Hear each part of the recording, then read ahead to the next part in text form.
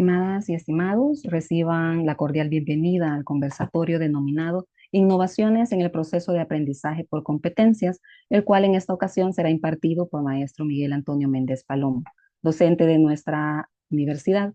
No dudamos que esta jornada será interesante y enriquecedora en nuestro aprendizaje, porque todos los días estamos adquiriendo conocimiento. Y un punto quizás es que como maestría en Derecho de la Niñez, Mujeres y Familia, es un placer iniciar este ciclo de conversatorios con la finalidad de iniciar un año académico comprendiendo la dinámica de nuestra maestría y adquiriendo ciertas competencias y conocimientos a través del proceso constructivista que día a día vemos en los salones de clase, especialmente de nuestra maestría. En primer lugar, procedo a presentar a nuestro invitado y me permito leer unas líneas, extensa hoja de vida para dar paso posteriormente a maestra Xiomara también que pueda trasladarles una información. El maestro Miguel Antonio Méndez Palomo, abogado, notario, consultor, catedrático y facilitador, licenciado en Ciencias Jurídicas de la Universidad de El Salvador, con una maestría en Administración Pública y Gestión de Proyectos de Inversión Social de la Universidad Doctor José Matías Delgado. Así posee especializaciones en Derecho Aeronáutico y Administración Aeroportuaria de la Universidad Autónoma de México, con reconocimiento de la Universidad del Cauca, Colombia. Posee una experiencia como funcionario gubernamental de los Ministerios de Economía, Obras Públicas, Educación, así como catedrático y asesor de trabajo en las materias y universidades, tanto nacionales como extranjeras, a nivel de pre y posgrado, especialmente en materia constitucional, juvenil, familia, laboral, civil y mercantil, entre otras asignaturas. Es una larga hoja de vida de maestro Méndez Palomo. Hacer quizás referencia a otros puntos adicionales, se ha desempeñado como capacitador de la Escuela de Capacitación Judicial del Consejo Nacional de la Judicatura de la República de El Salvador por más de 20 años, consultor, coordinador nacional e internacional para diversos proyectos, incluyendo el relativo a la implementación de procesos acusatorios orales. Actualmente se desarrolla como consultor de corto y mediano plazo para diversos proyectos y es también abogado litigante, capacitador y catedrático de pregrado y posgrado. Es una larga hoja de vida que cuesta un poquito, podemos decirlo, resumido. Ahora bien, vamos a dar paso a maestra Xiomara Rivas con una información que nos desea socializar en esta noche. Bienvenida, estimada. Muy buenas noches a todos. Es un placer saludarles de parte de la Escuela de Posgrados. Mi nombre es Xiomara Rivas, soy asesora académica. En esta oportunidad quiero compartir con ustedes información de carácter administrativo sobre la maestría en Derecho de Niñez, Mujeres y Familia. Voy a compartir mi pantalla para poderles ampliar la información.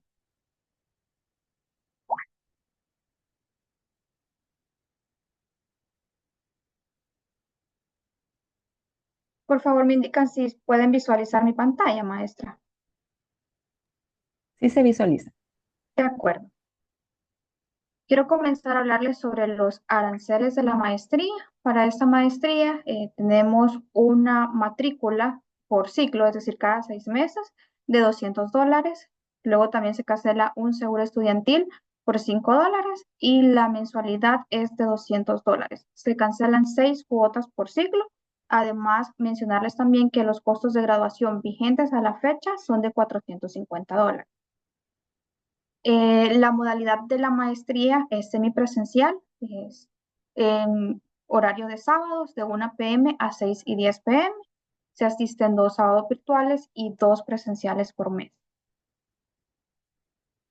Descuentos disponibles, tenemos el 15% de descuento en cuotas al realizar un pago total del ciclo. ¿Qué quiere decir esto? Es cancelar las 6 cuotas.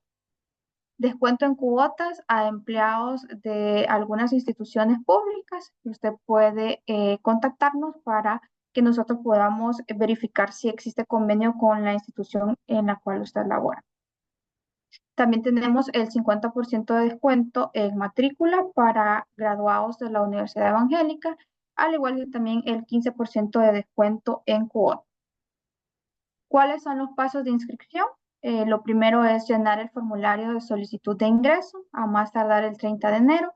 Este enlace usted lo puede encontrar en nuestro sitio virtual, lo puede encontrar como Escuela de Posgrados, o también puede solicitarlo a través de nuestras redes sociales o el contacto que yo le voy a proporcionar al finalizar la presentación.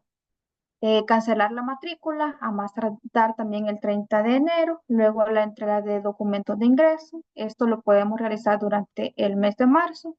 Se les estará compartiendo el periodo en el que se va a estar recibiendo la documentación. Luego también cancelar la primera cuota a más tardar el 6 de marzo. ¿Por qué se cancela la cuota más tardar el 6 de marzo? Iniciamos módulo introductorio el 12 de marzo. Entonces, para esta fecha ya es importante que usted cuente con su inscripción oficial, es decir, su solicitud de ingreso, la entrega de sus documentos, el pago de matrícula, el pago de la primera cuota, y así usted pueda ya tener sus credenciales oficiales para poder ingresar al campo virtual.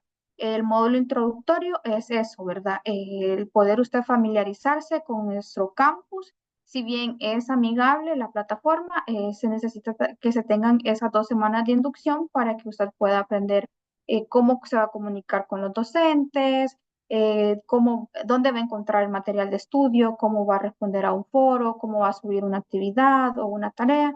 Entonces, es por eso esas 2 semanas de inducción. Usted va a tener el apoyo de un monitor virtual que le va a estar dando acompañamiento. El inicio de las clases oficiales es el 2 de abril. 2 de abril es día miércoles. Este día se sube a la plataforma el material de estudio. Las clases sincrónicas serían el sábado 5 de abril. Los documentos a presentar, el título universitario, presentarlo en original y fotocopia. La fotocopia nos queda a nosotros, el original se le entrega a usted. Eso sucede también con las auténticas del título. A nosotros nos queda la original, perdón, la fotocopia, y la original solo es para confrontar. Partida de nacimiento original y reciente de 3 meses, esta sí nos queda la original. 2 fotografías tamaño cédula, a color o blanco y negro, a tiempo. Fotocopia de su DUI y NID. En este caso, si su DUI ya está homologado, solo sería el DUI. Y su hoja de vida de 2 páginas. Por acá les comparto mi contacto por si usted tiene alguna duda o quiere ampliar más la información sobre la maestría. Con mucho gusto nosotros le vamos a estar atendiendo. Pueden escribirme a WhatsApp, ya sea mensaje, audio o llamada al 7174-8517 o al correo electrónico que aparece en la pantalla. Dejaré aquí un segundito por si alguien quiere anotarlo o tomar una fotografía del contacto.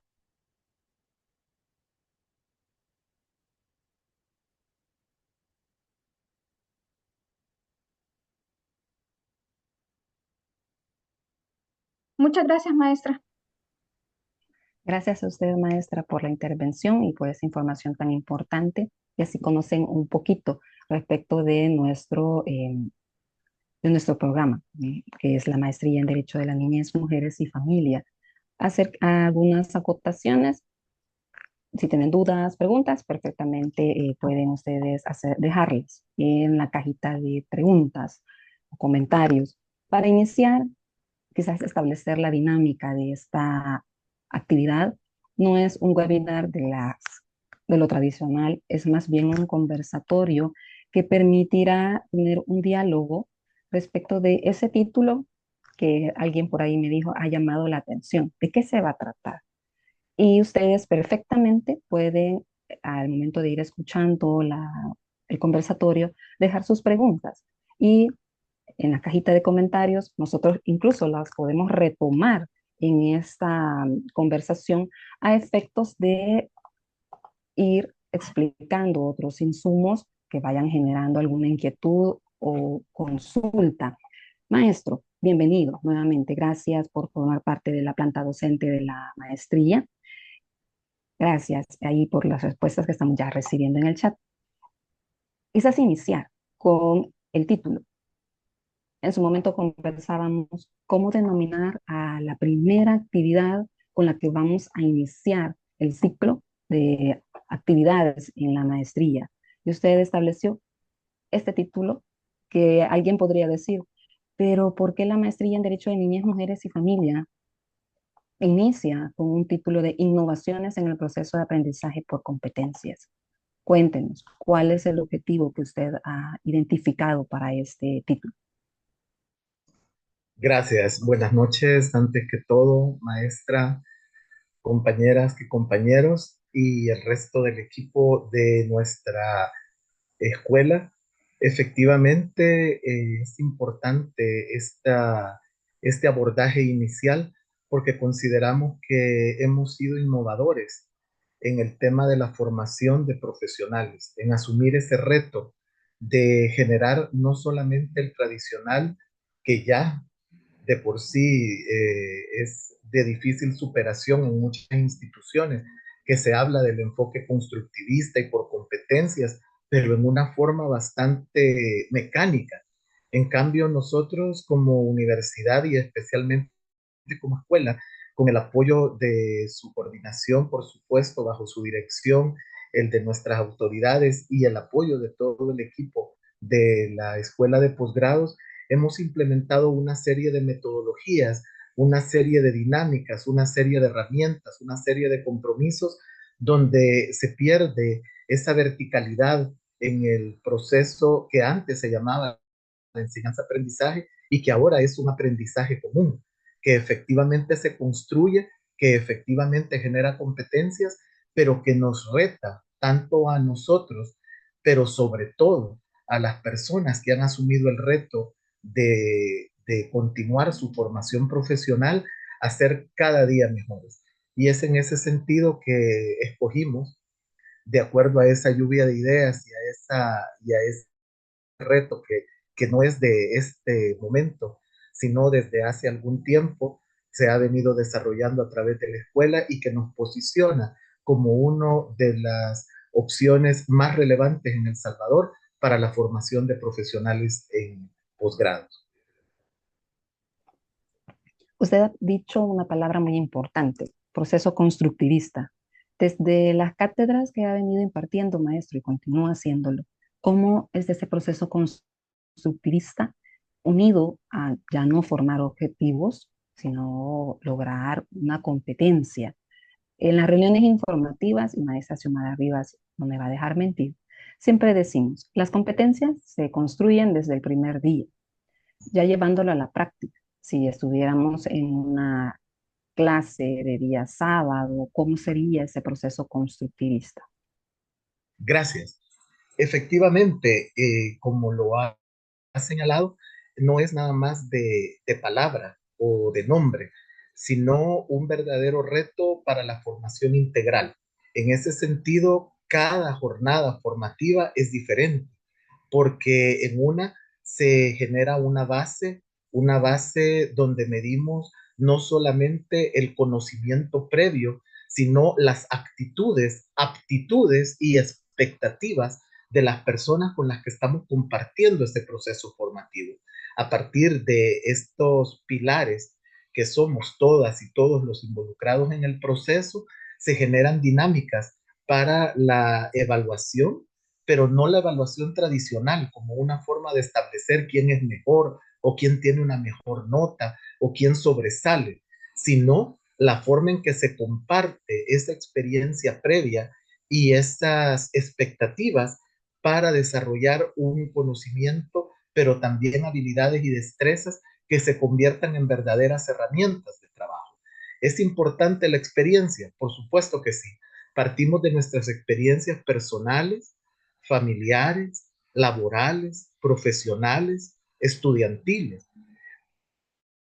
Muchas veces esa experiencia, en lugar de ser un punto positivo, se convierte en un área de oportunidad de cambio, porque muchas veces que tan importante como construir es de construir aquellas prácticas, aquellos aspectos que ya no están abonando al desarrollo de profesionales que deben proyectarse hacia el desarrollo de proyectos, hacia el desarrollo de objetivos, pero de objetivos no de la manera tradicional, no de verdaderos logros mediante el desarrollo de esas competencias. Si nosotros partimos de esa parte actitudinal, aún las personas que probablemente comprendamos o lo identifiquemos como con poca experiencia, se convierten en verdaderos puntos de apoyo, porque son personas que están recientes en su formación, que tienen una serie de dudas, que están ávidas de aprender y sobre todo de proponer cambios.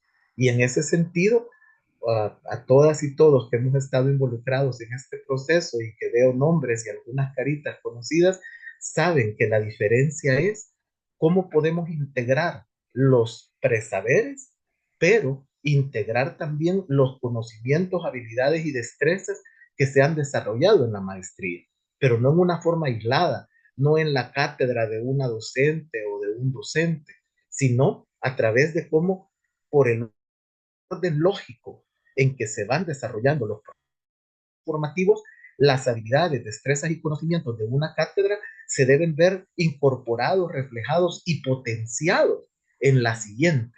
Y es así como en una jornada formativa hacemos eso, pero en la próxima se desarrollan las habilidades a partir de la asunción de roles. Si nosotros asumimos esos roles, podemos preparar las situaciones reales, poniendo al centro a las personas y sobre todo sus derechos para volvernos estos defensoras y defensores de los intereses legítimos de cada parte.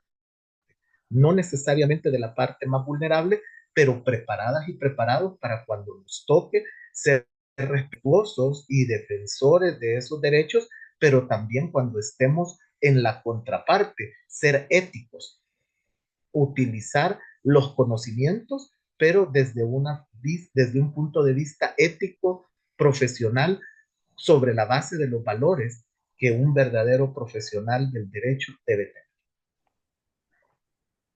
Voy a retomar varios de los elementos que usted ha mencionado.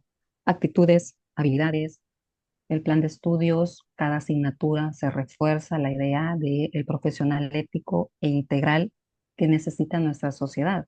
Al final del día, nosotros, nuestra profesión humanística, está orientada, mejor dicho, a las poblaciones en condición de vulnerabilidad, especialmente desde el enfoque que tiene la maestría, tres ejes importantes: bases sólidas de una serie de respuestas, pero a criterio y por la experiencia, ¿qué actitudes profesionales son necesarias a un nivel?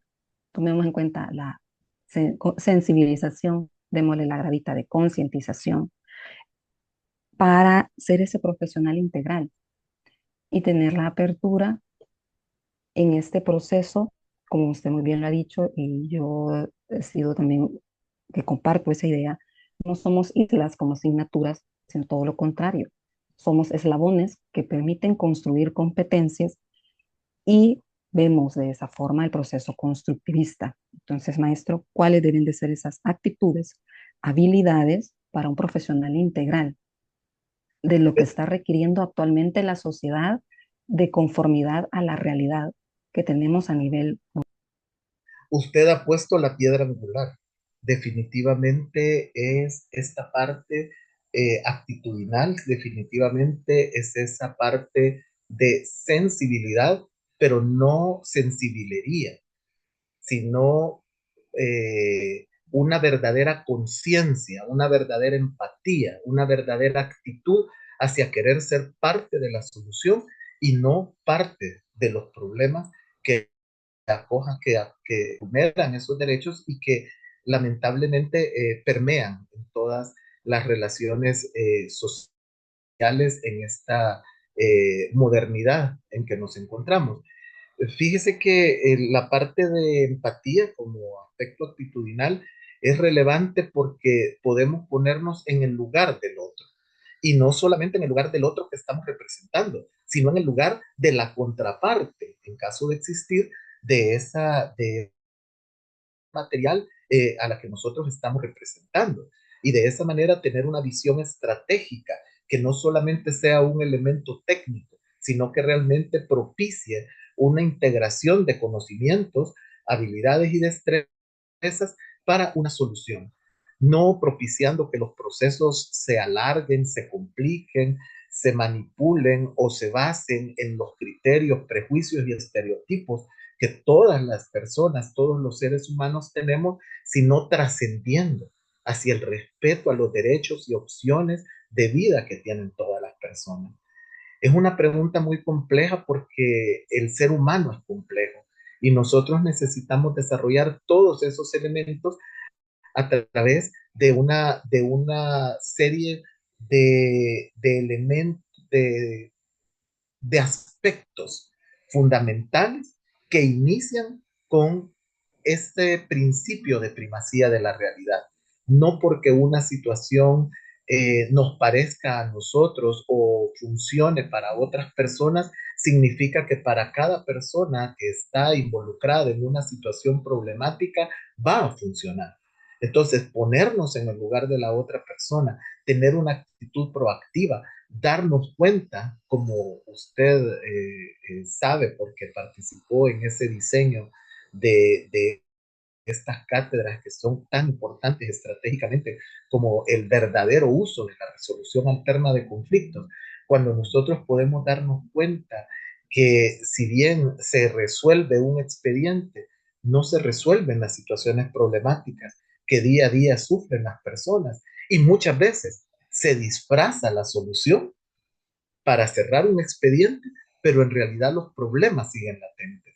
Entonces, tener este plus, tener esta milla extra de compartir la experiencia, porque también debemos estar claros de ese equilibrio, que nosotros no somos la parte, no debemos pelear, discutir, debatir en términos personales, sino técnico-jurídicos para ser un verdadero elemento de solución.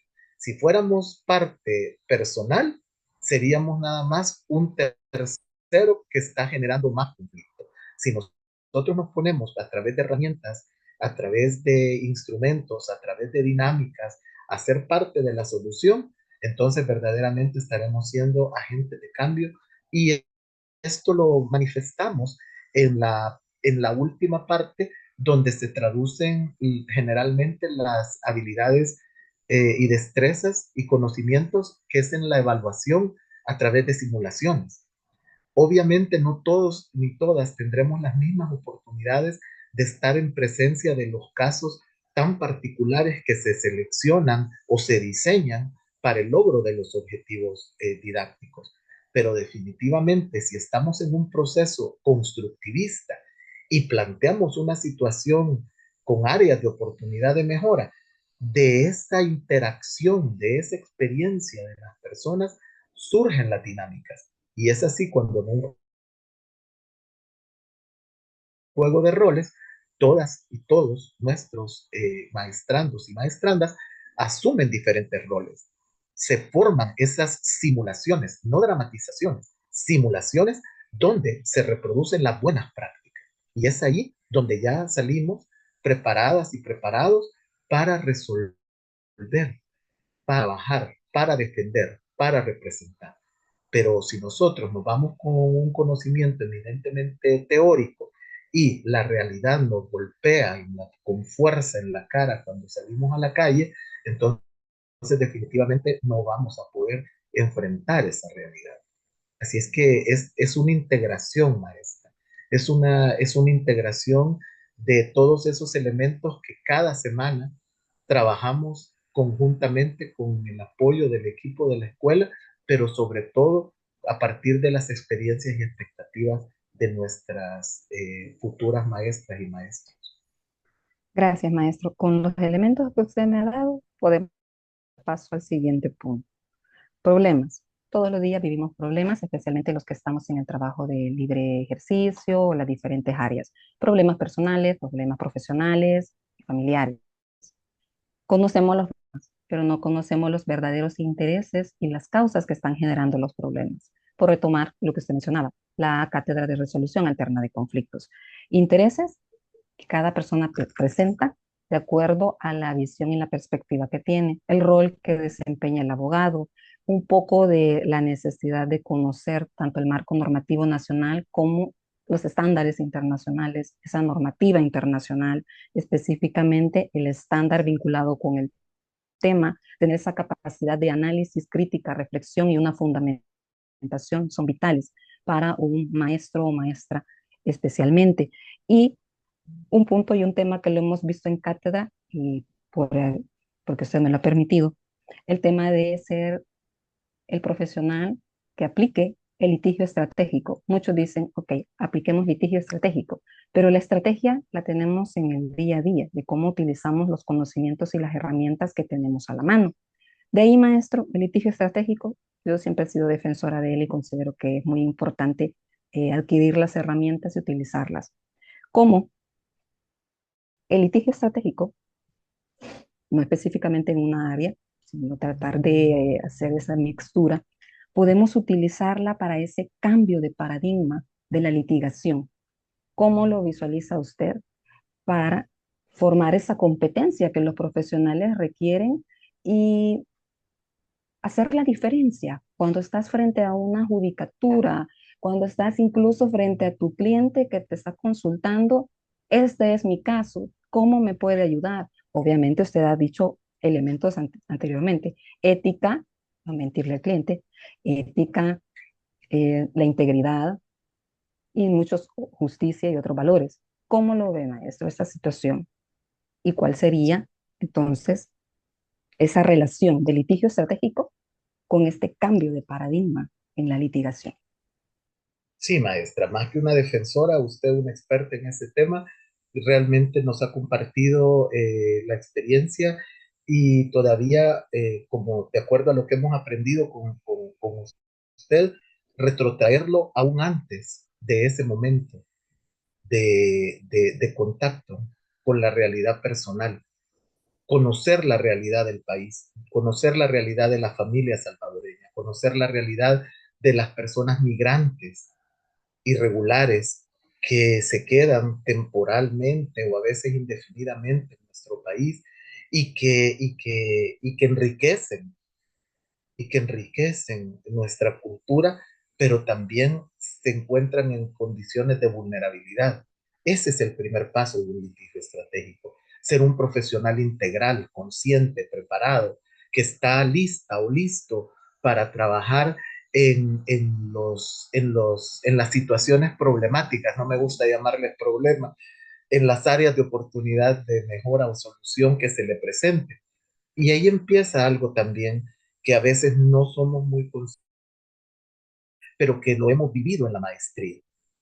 Cuando aprendemos juntas y juntos, cuando nos volvemos aliados, aunque en algún momento podamos estar en un proceso como contraparte, pero ha sido tan satisfactorio ver a compañeras y compañeros, colegas, que a la mitad o al final de la maestría se acercan y dicen, cuando yo no sé de un tema, cuando yo voy a llevar un caso complejo, cuando yo estoy con un cliente que necesita otras competencias aparte de las mías, tener la sabiduría, la inteligencia y la humildad, en el buen sentido de la palabra, de auxiliarse de otros profesionales de diferentes materias, pero también colegas nuestros, que de repente yo sé que la maestra Muñoz ha sido excelente en tal caso, en tal tipo de temas, y yo pueda llamarla y decirle, maestra, podemos llevar este caso.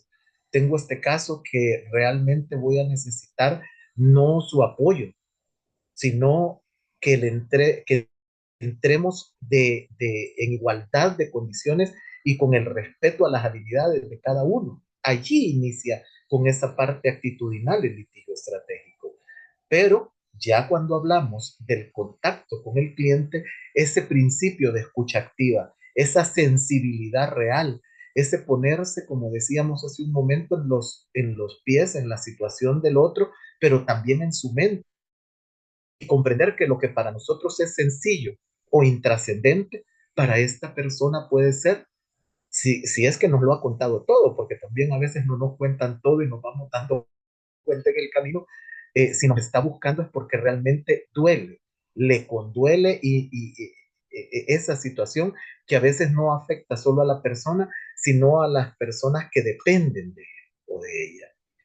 En ese sentido, buscar ese equilibrio, pero hablar específicamente de litigio estratégico, uno de los elementos que a todas y todos se nos puede pasar por alto es el tema de que no solamente litigamos en nuestro juzgado, no solamente litigamos en nuestros tribunales, también se litiga cuando usted tiene que dar una opinión ante los medios, cuando usted tiene que seleccionar casos y esos casos llevan una línea con lo que usted es como profesional. Yo no puedo, y más allá de que a veces pueden haber señalamientos infundados, pero ¿cómo me vería yo con una actitud antiética, con una postura contraria a lo que compartimos en una cátedra, defendiendo o manifestándome o en mi vida privada, conociendo o manifestando ciertas conductas o situaciones que ponen en entredicho mi credibilidad para este caso? Entonces, de repente, tenemos ese contacto a nivel de lobby, a nivel de instituciones, a nivel de medios periodísticos, a nivel de opinión pública. ¿Por qué? Porque definitivamente nosotros comprendemos que un compromiso profesional, más allá de los aspectos religiosos, desde el punto de vista espiritual, todo nos es lícito, pero no todo nos es conveniente. De repente nosotros tenemos muchas cosas. ¿Por qué? Porque no es nuestra opinión, es la aplicación de la ley al caso concreto de las personas que representamos, y ese apoyo y esos valores y esas conductas van intrínsecas en nuestras actuaciones. Entonces, el litigio estratégico implica desde aspectos formativos, como lo que usted señalaba, normativas nacionales e internacionales, conocimiento de los estándares, jurisprudencia, recomendaciones y una serie de elementos estrictamente normativos o jurídicos, pero también implica esa astucia, esa estrategia, esa inteligencia emocional, también para sacar lo mejor de nuestras partes procesales. Imagínense si nosotros no nos pusiéramos en el lugar de las personas que van a declarar, si nosotros no lográramos a través de una adecuada motivación y un respeto al momento de explicar y comprender que si nosotros nos ponemos nerviosos en una audiencia, ¿cómo se ponen estas personas que están litigando sus propios derechos y que si fuese fácil no necesitarían el apoyo de nosotros?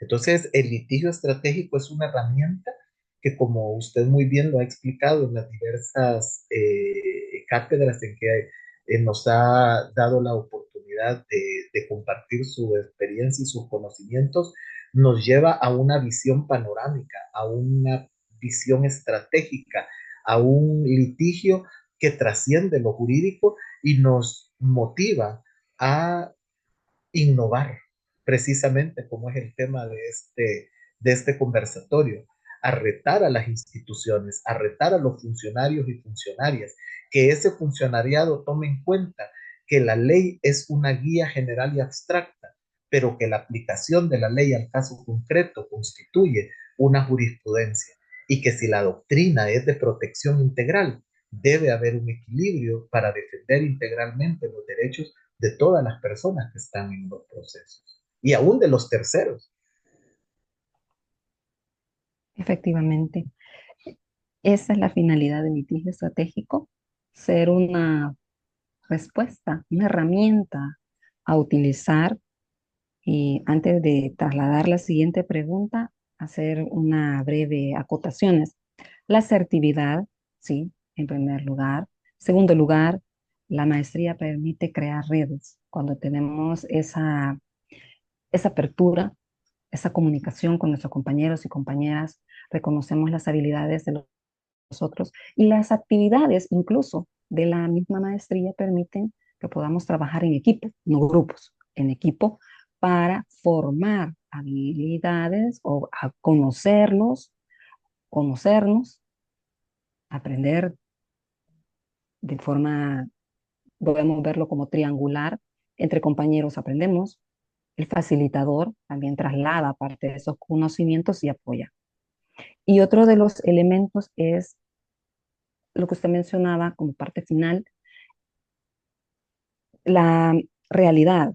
Conocer la realidad es clave para poder consolidar una propuesta integral no solo desde la visión de un litigio, veámoslo desde la perspectiva de una problemática, aunque es una palabra que a usted no le agrada, pero desde una situación compleja, real, que requiere de una respuesta y obviamente a través de un método científico poder proporcionar una solución a partir de que varios de los compañeros que están acá están en esa etapa de recolección de datos, identificar una situación problemática.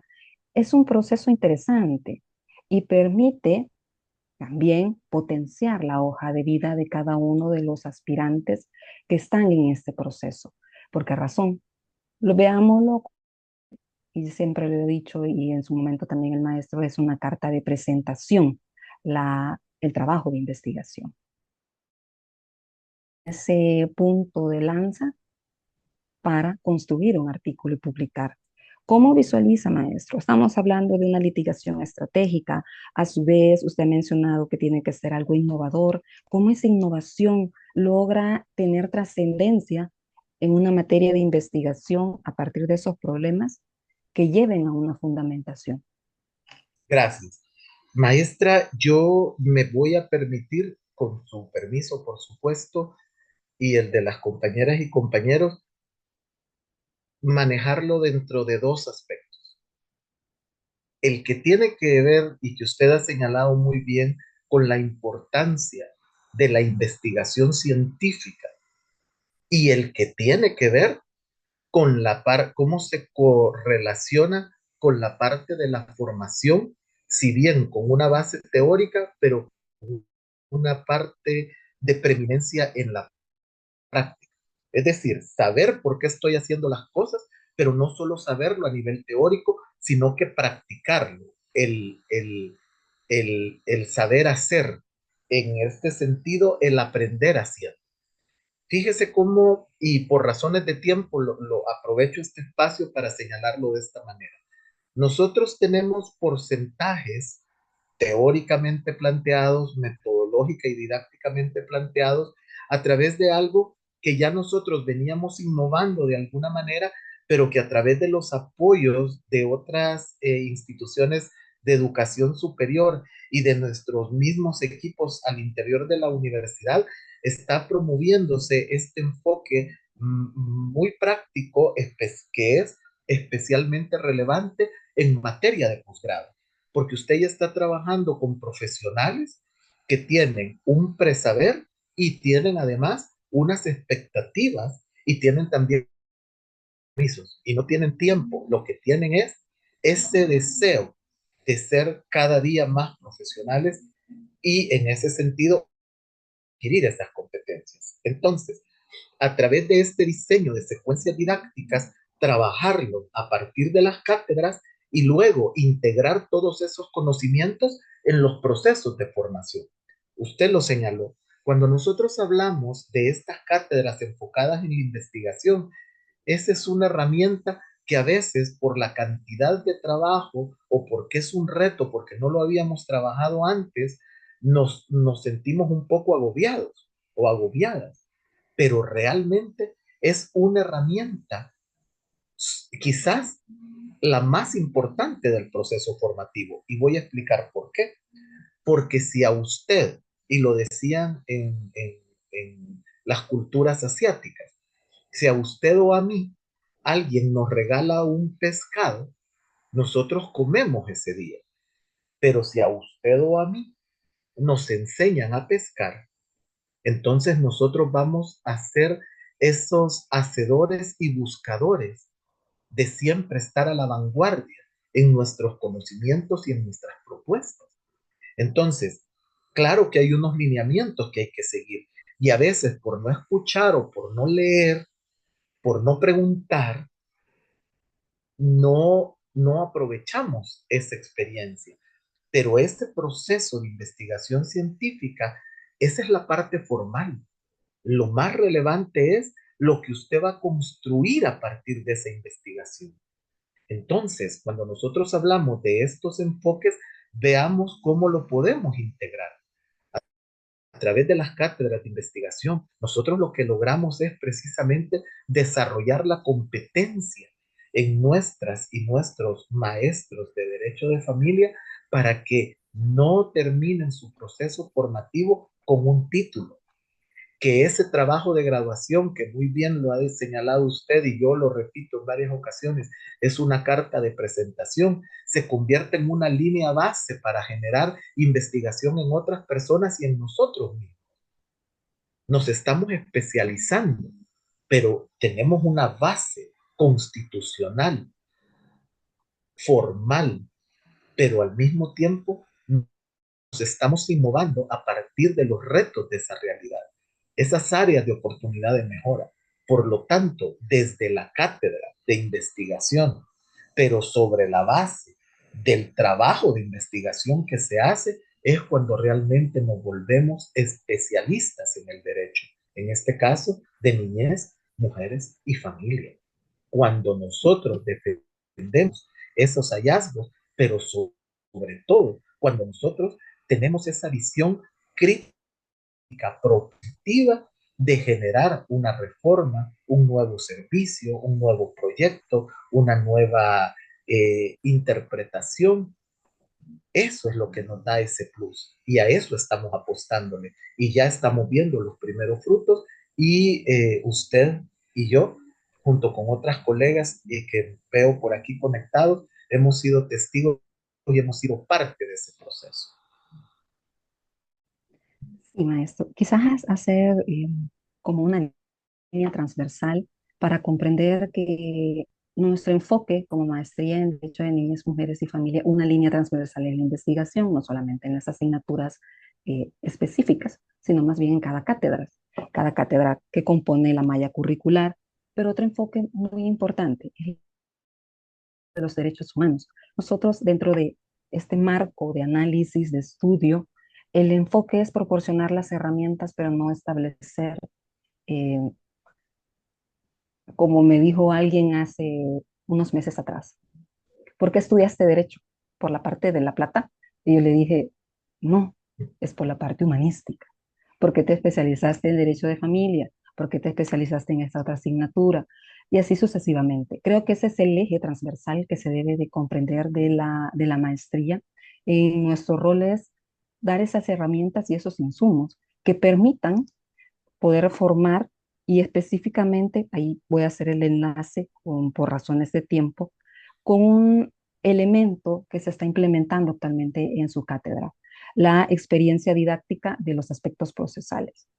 Experiencia didáctica que parte de la realidad, de conocer, de qué es lo que requiere el profesional actualmente y cómo la visión que tenemos acá va encaminada a retomar actitudes, habilidades, ética, ser asertivos, crear incluso redes, hacer uso de diferentes insumos que se proporcionan en el transcurso de la cátedra, de construir, como usted lo mencionaba, a fin de poder ser esos agentes de cambio a partir de esa experiencia.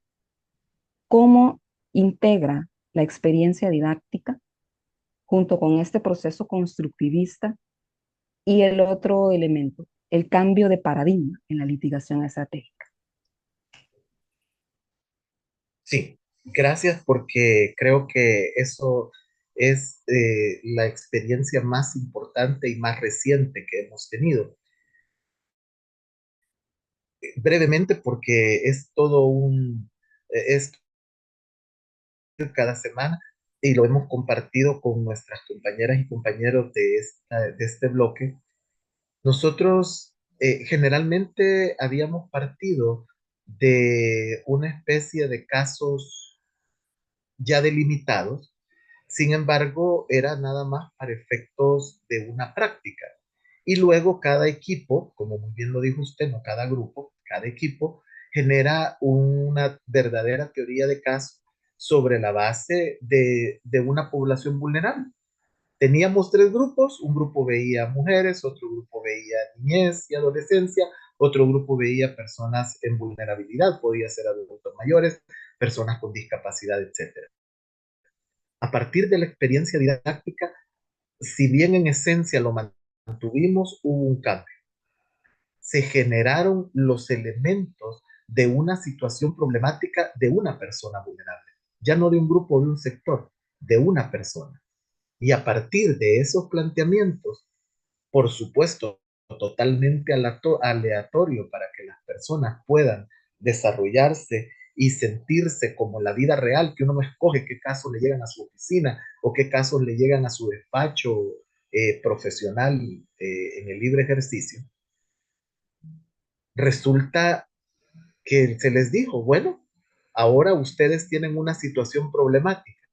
¿Qué van a hacer con ese caso?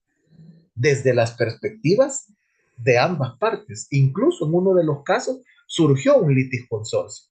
Eso yo lo veía venir, hoy lo puedo decir, yo lo veía venir, pero fue, y yo se lo compartí a usted y por eso me emociono y se lo comparto también a las compañeras y compañeros que nos escuchan y nos ven, realmente cuando la siguiente semana, solamente habiendo explicado la secuencia, habiéndoles dado los pasos, habiéndolas y habiéndolos retado a que asumieran y buscaran doctrina, ley, jurisprudencia que resolviera ese caso, hicieron una exposición magistral de ese litigio estratégico que iban a plantear desde ambas partes.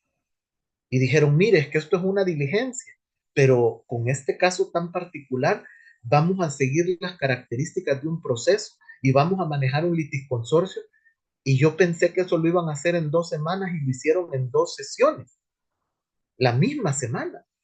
Y yo me quedé y se los dije, realmente ustedes háganlo, prueben.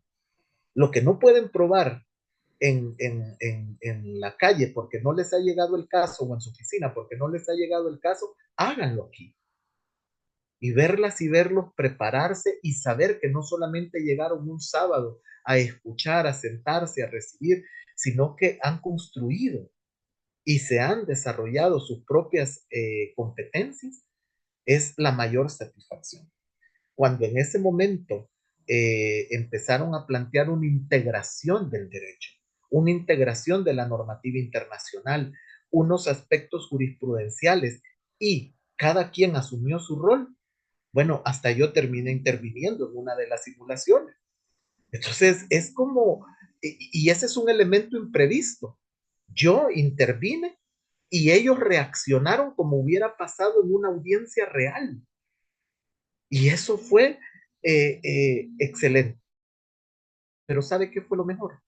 Cuando se necesitaron más integrantes para hacer las simulaciones y espontáneamente del otro equipo hubieron personas que se ofrecieron y se integraron y ahora esos grupos que usted conoce de personas se han convertido en un solo equipo. Hay 2 casos, pero trabajan en equipo. Y lo que han aprendido este ciclo, este bloque, yo estoy seguro que no se va a olvidar. Sí, creo que esas son las partes que nos gratifican, nos conforta por ser parte de este proceso. El escuchar a los estudiantes decir, estoy estudiando la maestría, me estoy formando en competencias, las personas con las cuales laboro lo visualizan, ven el cambio. Creo que esa es la mayor satisfacción que nosotros podemos tener en el transcurso de este proceso. Y como les decía a los maestrandos y maestrandas el sábado, los he visto en el transcurso de este proceso, ya están en el 4.º y he visto su crecimiento. Entonces es loable. Y por ahí tenemos un comentario de uno de ellos, el licenciado Daniel García. Dice, esa teoría de caso tuvo como marco de referencia los estándares internacionales de derechos humanos. Efectivamente, los derechos humanos son una línea transversal en el transcurso de la maestría y forman parte de ese eje que queremos potenciar. El conocer el estándar internacional hace la diferencia del profesional afuera que utiliza únicamente la normativa nacional y permite incluso integrar jurisprudencia. El licenciado Daniel García ha utilizado jurisprudencia, otros han utilizado un cierto matiz de derecho comparado, y así sucesivamente parte de este proceso de construcción que nos enorgullece por lo que cada uno de ustedes va creciendo en la dinámica. Y maestro, tenemos por acá unas preguntas para iniciar. En primer lugar, La pregunta es, ¿cómo considera que cada uno de los estudiantes puede crear conocimiento, pero tomando de base los presaberes, considerando que hay presaberes que no son los más adecuados? ¿Qué podemos? Gracias. Fíjese que ojo, esa pregunta surgió espontáneamente, pero es excelente que haya surgido en este momento. Derechos humanos es la base, es el fundamento. La formación son todos estos procesos que hemos estado hablando. Y la investigación es esa transversabilidad donde se genera la autoformación. Entonces, ese comentario pregunta tiene dos elementos.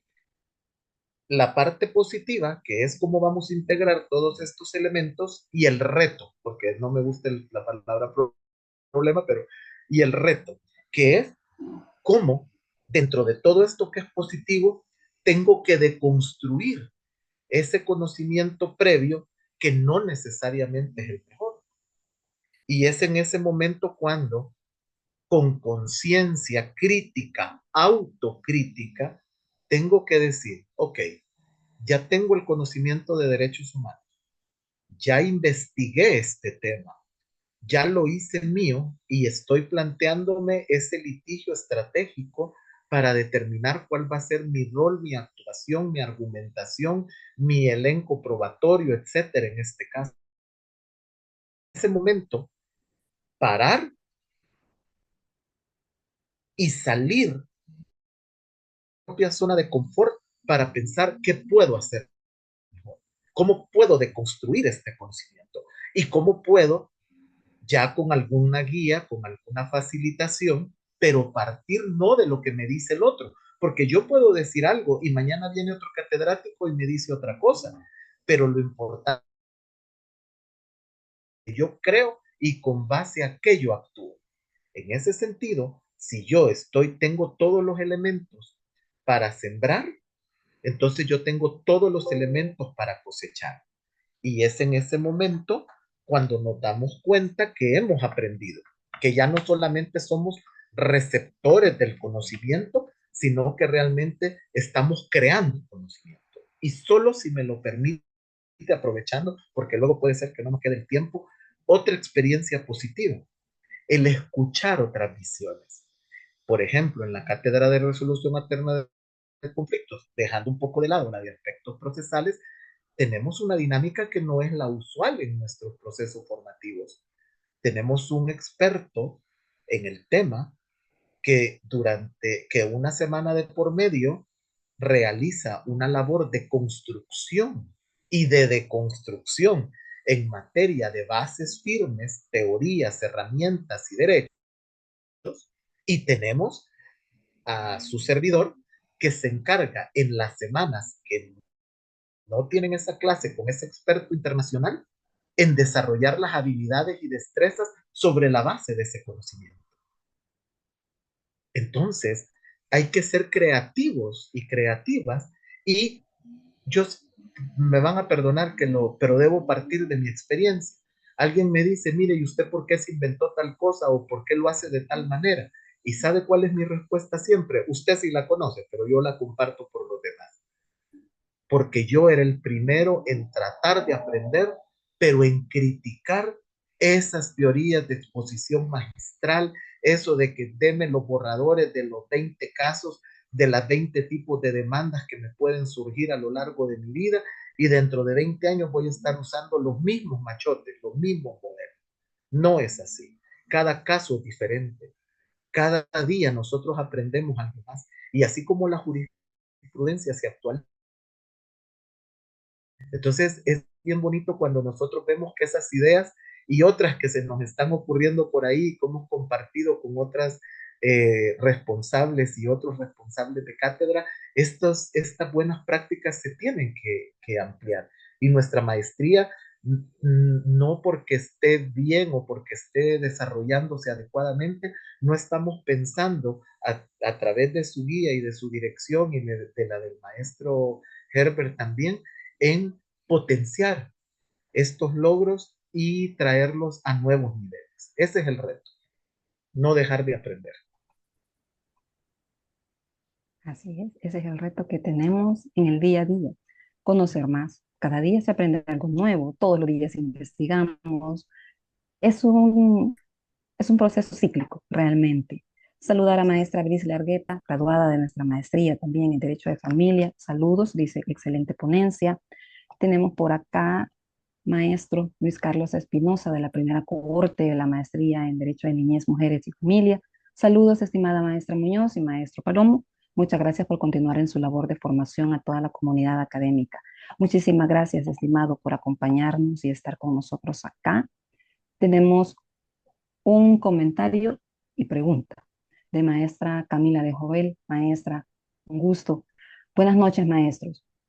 Agradecer el contenido valioso de este conversatorio, consultar qué papel poseen los recursos digitales y las plataformas de aprendizaje en el desarrollo de competencias, incluso en el marco de innovación, el uso debido de la inteligencia artificial. Es una excelente pregunta. Bueno, Viene y, quizás solo hacer una, sí, perdón, no maestra, hágalo, hágalo. hacer una pequeña acotación. Hemos conversado estos temas, creo que con su persona y con maestra de Jovel en algún momento. Sí, es importante el uso de recursos digitales, permite la interactividad, nos permite incluso generar un espacio distinto de construcción de conocimiento y el maestro va a contar respecto de los Padlets. Pero hay otras herramientas, ruletas, incluso el uso de libros digitales, de notas. Hay tantas herramientas que son importantes y dan esa visión. Y tomemos también en cuenta con la parte de las presentaciones. Ya no es un PowerPoint, ahora es una investigación con una presentación a través de un Genially, un Canvas, entre otras herramientas. Y la inteligencia artificial es lo que tenemos actualmente, que va cada vez en avances. Maestro Herbert Guzmán, bienvenido, que él eh, en su momento lo hemos conversado de la importancia de la inteligencia artificial y lo veíamos en nuestra cátedra o en nuestra maestría, pero desde el punto ético también la relevancia que puede adquirir y cómo relacionar la ética con la inteligencia artificial a efectos de tener siempre ese cuidado de que la información que estamos trasladando sea la adecuada, de fuentes confiables y verificar que esa información realmente válida. Maestro. Por razones de tiempo voy a ser muy puntual. Agradezco la presencia de nuestro decano. La verdad, quiero partir de algo. Primero, ¿quién hace la pregunta? La hace, o el comentario, lo hace maestra Joel, de quien nos consta su expertise en el uso de esas herramientas y cómo en forma creativa las implementa en sus diferentes espacios formativos. Y qué bueno que ella lo traiga a colación. Yo siento que no porque no lo sepa, sino porque quiere que todos lo sepamos. Y en ese sentido, lo hemos conversado varias veces y he tenido el privilegio de acompañarla y me consta. Pero quiero no solamente enfocarlo, porque usted también ya lo señaló, el tema del uso de estas herramientas tecnológicas formativo, sino que también cómo estas herramientas se pueden traducir en el ámbito de la litigación estratégica. Solo por ser puntual, lo voy a decir eh, tan corto como se va a escuchar, pero realmente es todo un mundo. Cuando nosotros aprendemos a ocupar estas herramientas tecnológicas con la ética que corresponde, no podemos negar que existen. Por lo tanto, en lugar de prohibir el uso, lo que tenemos que decir es cómo a partir de esa información se corrobora, se verifica y se implementa o se utiliza ya en un caso concreto por parte de la persona. Usted consiga insumos de donde quiera, pero después me tiene que convencer que realmente usted conoce el tema y lo puede aplicar. Eso es desde el punto de vista formativo. Sabemos, por ejemplo, que hay personas que se les facilita mucho y sus áreas de experticia lo son, pero no todas tenemos, no todos y todas tenemos esa herramienta. Y yo recuerdo que las primeras interacciones que tuvimos, por ejemplo, con nuestro actual decano, fue precisamente dándonos esas herramientas en otro espacio formativo hace algún tiempo. Entonces vean cómo todo se integra multidisciplinariamente. Pero ahora yo quiero, y repito, por razones de tiempo, señalar lo siguiente. Es ese equilibrio. Yo puedo utilizar en los procesos, a través de prueba ilustrativa, demostrativa, esas herramientas tecnológicas. Yo puedo también tener una base argumentativa o puedo desarrollar una línea estratégica o un esquema o un gráfico que me permita expresarme de mejor manera a la hora de una argumentación en un litigio. En las mismas defensas de las tesis, de los trabajos de graduación, de los ensayos, dependiendo de la actividad que se trate usted o de la presentación de un caso ante sus jefaturas o sus autoridades, ante el funcionariado. Todas esas herramientas se integran, pero también hay que tener cuidado. Y yo, hace un tiempo, yo tuve una audiencia de muchos meses, todos los días. Y de repente teníamos ambas partes una prueba muy importante. Y vamos a presentar los resultados de la prueba pericial, ya en la parte de argumentación. Y la parte que inició llevó una presentación hasta con rayos láser, les digo yo. Era una cosa que era un impacto visual y de todo. Y nosotros habíamos hecho un esfuerzo, ellos eran, y lo voy a decir, 4 fiscales, 3 querellantes, 2 expertos en técnicas de oralidad y 3 asistentes no letrados. Y nosotros éramos nada más mi cliente y yo. Y nosotros hicimos un esfuerzo, contratamos a un experto informático y la presentación que nosotros habíamos hecho, él la desarrolló como los otros, así con muchos elementos interactivos, con muchos elementos. ¿Nos hubiera quedado bien? Sí.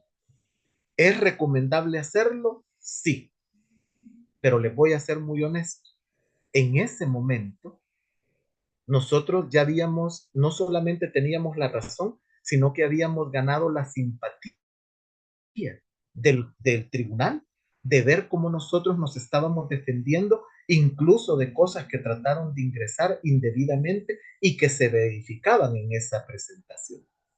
¿Qué fue lo que hicimos? No utilizamos la presentación más moderna, maestro. Utilizamos la de base y utilizamos la presentación más moderna para decir, en esa presentación moderna se omitió esto, esto y esto, porque eso que tenían que probar no pudieron. Entonces, cuando es de lucirse, es de lucirse. Cuando es de ser estratégico, es ser estratégico. Y las herramientas son para utilizarlas.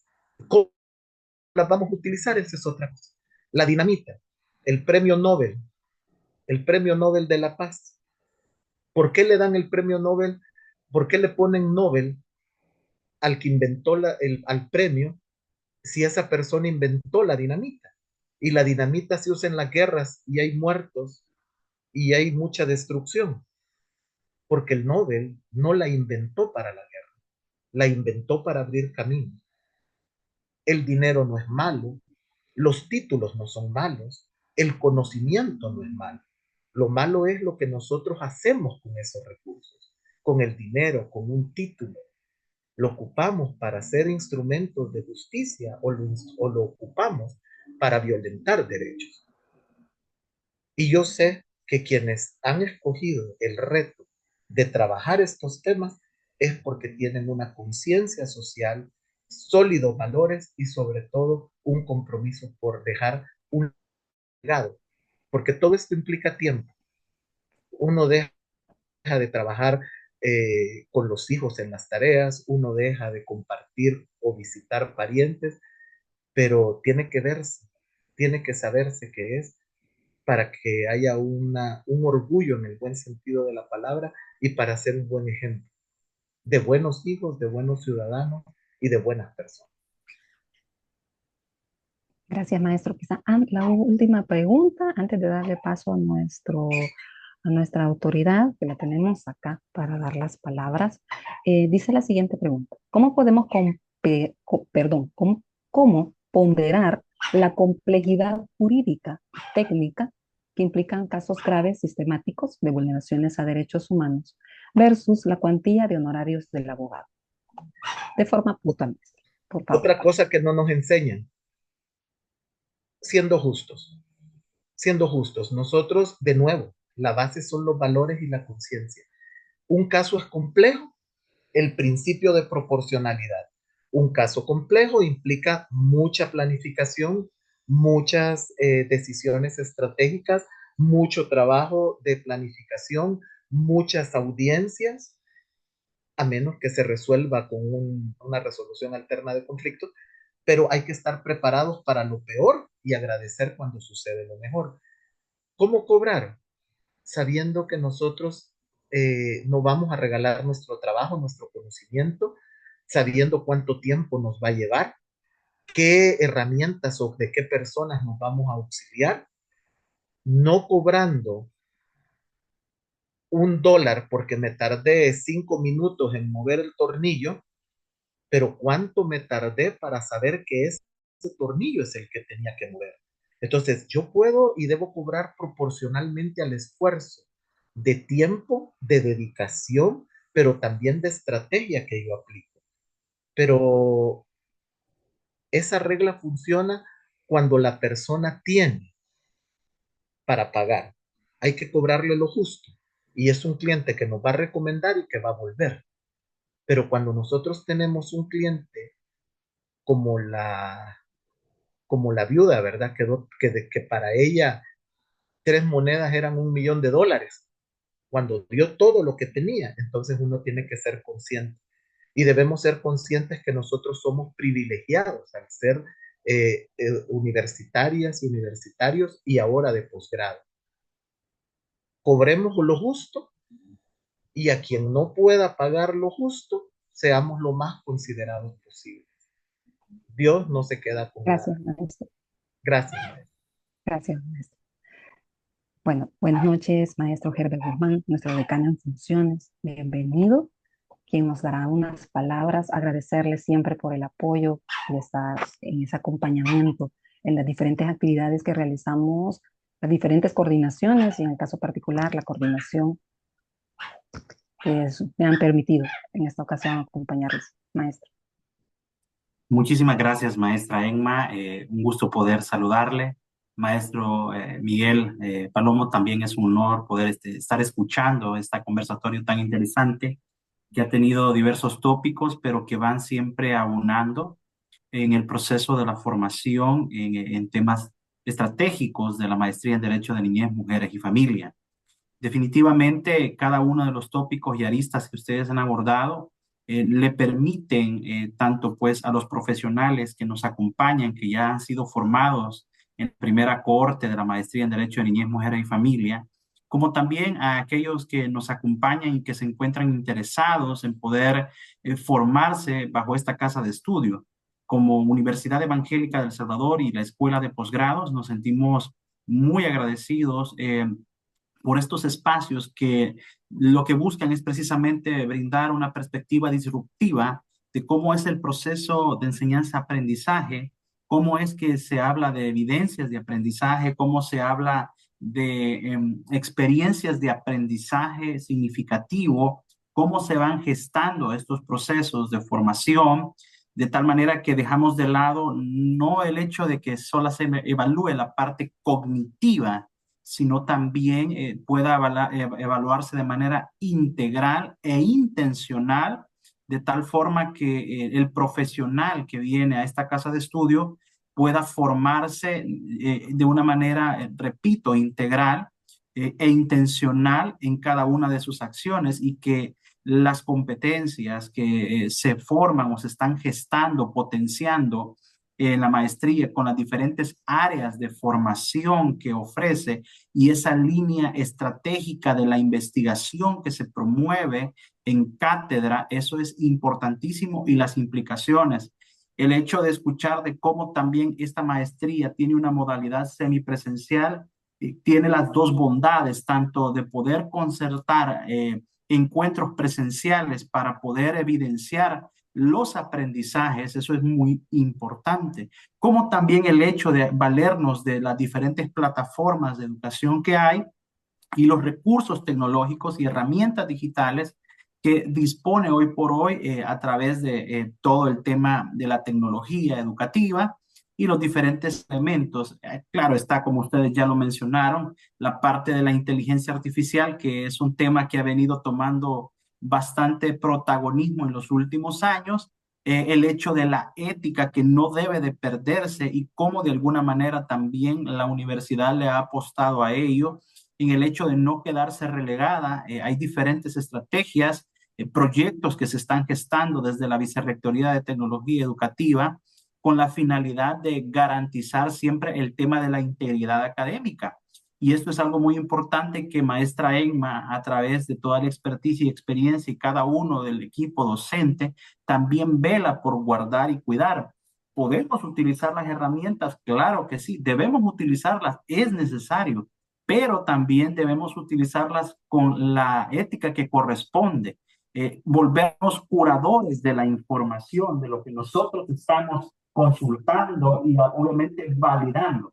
Es bien importante cada uno de esos elementos. En lo particular, nos sentimos muy contentos definitivamente por estos espacios de conversación, de diálogo, de análisis y de reflexión, quienes permitan también a los estudiantes o a los posibles y futuros estudiantes de esta maestría entender que la maestría no simplemente está enfocada a un aspecto cognitivo, sino también está buscando la integralidad en todos los procesos de enseñanza-aprendizaje y obviamente pues que esto tenga una aplicabilidad. La parte de las simulaciones me encanta que se ha mencionado porque definitivamente la simulación juega un papel muy importante por el hecho de que están expuestos a situaciones que de alguna manera se llegarán a desarrollar cuando ustedes estén representando a cada uno de sus clientes, representando probablemente una parte acusadora, una parte, ¿cómo se llama?, que está defendiendo.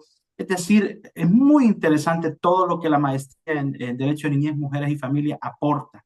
Y definitivamente yo felicito a maestra Emma por esa iniciativa, a maestro Miguel Méndez Palomo, que siempre tiene el deseo de poder aportar a cada uno de los miembros del equipo docente que también nos honra con su presencia y que generan este tipo de diálogo para poder mostrar y evidenciar de una manera muy corta, porque el tiempo de verdad se va rapidísimo, pero definitivamente por eso hay 2 años de la maestría para que puedan conocer cada uno de los módulos y cómo estos se van integrando de manera intencional, transversal, hasta poder gestar y fortalecer competencias específicas que estarán detalladas pues en diferentes momentos y escenarios del proceso de enseñanza-aprendizaje. De nuestra parte, muy contentos. Ya licenciada Xiomara Rivas tuvo la oportunidad de socializar con ustedes información pertinente relacionada al proceso de inscripción, de matrícula. Por favor, pueden abocarse perfectamente con ella a fin de que ustedes puedan conocer un poco más y de igual manera solventar cualquier interrogante que probablemente ya tenga que ver de índole administrativo. Maestra Emma, maestro Palomo, pues está encargado de todo el proceso de formación, entonces con ellos tendrán un mayor relacionamiento, pero en primera instancia es todo lo administrativo. De nuestra parte, agradecidos por este espacio, les deseamos el mejor de los éxitos en este nuevo proceso de formación a la maestría en Derecho de Niñez, Mujer y Familia y que continúen generando este tipo de espacios de reflexión a nivel de educación superior y obviamente a nivel de posgrados. Muchas gracias, maestra Emma, maestro Palomo, a cada uno de ustedes. Gracias. Gracias, maestro Guzmán, siempre por el apoyo y estar en esa dinámica que es la construcción de conocimiento, y usted ya lo dijo, que parte de las actividades que desarrollamos. Antes del cierre, maestro Méndez, algunas palabras para posteriormente cerrar. Gracias. Pues el reconocimiento para el trabajo que se está desarrollando, para este impulso de ser mejores cada día. agradecer la confianza y la oportunidad que se nos brinda. Como decía, la mayor satisfacción es ver esas alianzas estratégicas entre nuestras y nuestros maestrandos y sobre todo ese trabajo en equipo y ese aprender unos de otros. Nosotros estamos en función de esa formación para ellas y para ellos y nuestra mayor satisfacción es eso, verlos y ver cuando ellos y ellas superan a los maestros, esa es nuestra mayor satisfacción, porque son las nuevas generaciones y es un trabajo de todas y todos. Yo les agradezco la confianza, éxitos y bendiciones para todos y a no desmayar en este esfuerzo. Gracias. Bueno, gracias, maestro, porque siempre tiene esa disponibilidad de apoyarnos. Nuevamente, gracias, maestro Guzmán, maestra Xiomara Rivas, y también el apoyo de la ingeniera que siempre está ahí en esa parte técnica. A todas y todos, desearles muy buenas noches. Gracias por habernos acompañado en este espacio y conocer un poco más de la maestría. De nuestra parte, siempre queda ese compromiso, que estos espacios sean para reflexionar, analizar y generar siempre esas inquietudes, que al concluir cada uno de los conversatorios o webinars podamos llevarnos una inquietud que permita generar nuevas ideas y pensamientos. Así que de nuestra parte, desearles muchas bendiciones y aquellos que se están con la intención y ese ánimo de inscribirse en la maestría serán muy bienvenidos en esta casa de estudios que siempre tenemos el alto compromiso con cada uno de ustedes y también a nuestros docentes que nos han acompañado como nuestros estudiantes. Muchas gracias. Muy buenas noches.